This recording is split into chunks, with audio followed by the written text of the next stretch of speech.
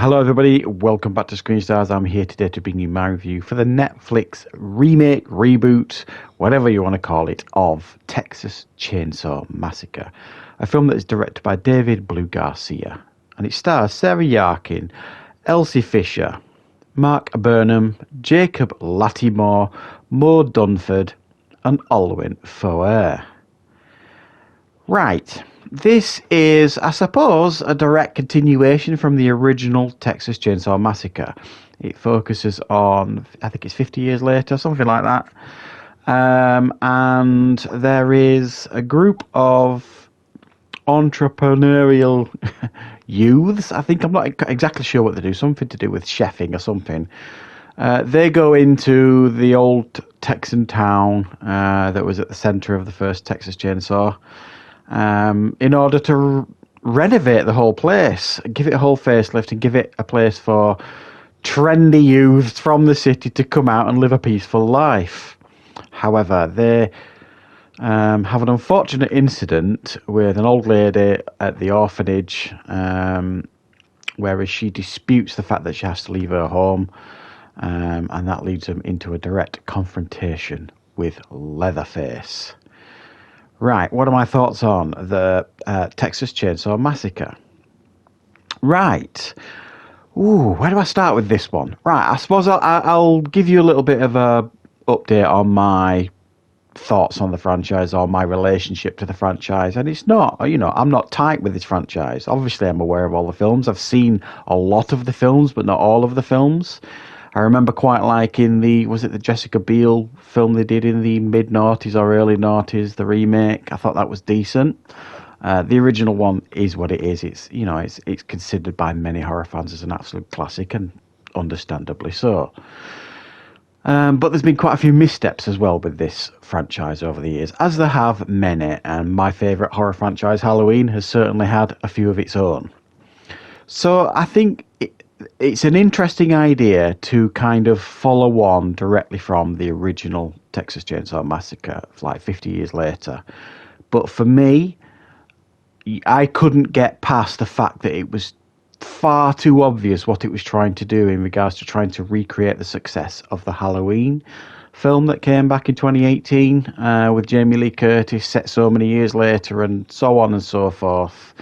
For me, it felt like at times a bit of a cheap copy of that. It really lacked originality in that sense. For me, it felt like it was trying to ride that wave a little bit of what Halloween had done. But that's not to say that I think this is a horrifically bad film. I certainly had quite a lot of fun with it. I thought it was entertaining. I thought some of the kills were a lot of fun and very, very brutal, and fans of the franchise and probably slasher films in general will have a great time with some of the kills in this film. In regards to how it handles some of the legacy characters, well, one in particular, the Sally character who survived the first film, and I don't believe it's the same actress that plays her because I think she passed away some years ago. So they bring this character back that survived the first one, and she plays like a sheriff now. I thought how they handled that character was pretty terrible. It just didn't make a lot of sense to me why they would mishandle her in that way. And I don't know really what uber fans of the Texas Chainsaw Massacre franchise will make of other aspects of the film, how they treat Leatherface or this, that, and the other. I thought, it was decent, and I mean, a bit bizarre how this little frail old woman has managed to keep him from killing again all these years.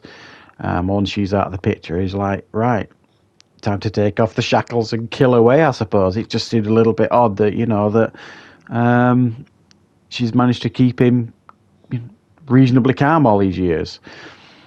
But I thought the film was well made. It's obviously it's on Netflix and stuff, but it's got a good budget behind it. Like I say, it looks modern, feels modern. It feels modern, but it's got that dirty, horror grit to it, I suppose, that the original had in many, many ways. They tried to play around with trying to modernize it in a sense of when he goes onto the bus and they hold up the phone saying, we're going to cancel you if you try anything. I thought a poor attempt at humour. I didn't feel they didn't try to do humour much in this film, but when it did, it was really, really a misfire. I just don't think they should have even attempted it, to be honest. The main core of the story is these two sisters, Melody and Lila. Lila is a survivor from like a high school shooting. And Melody is like one of these people that's wanted to do all this development work and stuff. I don't know how I feel about them. I'm not sure if I was really on board with them. I thought they tried to make us like Lila a little bit too much because of the high school shooting thing. I don't think we got enough of that to really get what was going on with her. I think they could have done a little bit more character development work with her. And this Melody character, again, I never really warmed to her. There's a lot of characters in the film you're not going to warm to. And funnily enough, like this Texan guy at the beginning who you think's going to be like a real problem for them, who turns out to be something of a bit of a hero. The way the dispatch of him as well was, I think, a little bit. I think they could have utilised him a little bit better in the film.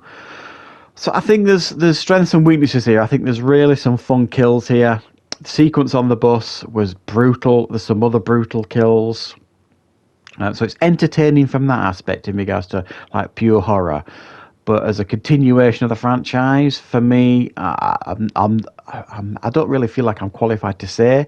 I thought it was okay and entertaining, but there are issues here with this film, and I'm not sure a lot of fans are going to be completely enamoured with it. Is it a disaster? No, but it's also not very original, and I genuinely couldn't get past the fact that I thought it was trying too hard to do what Halloween had done in 2018. So I'm going to give this one a 6 out of 10. Not a disaster, certainly entertaining, lots of entertaining kills. And it's on Netflix, so, what's it going to cost you? Just an hour and a half of your time, really. So thanks for watching, everybody. I hope you'll be back for more reviews on the channel very, very soon.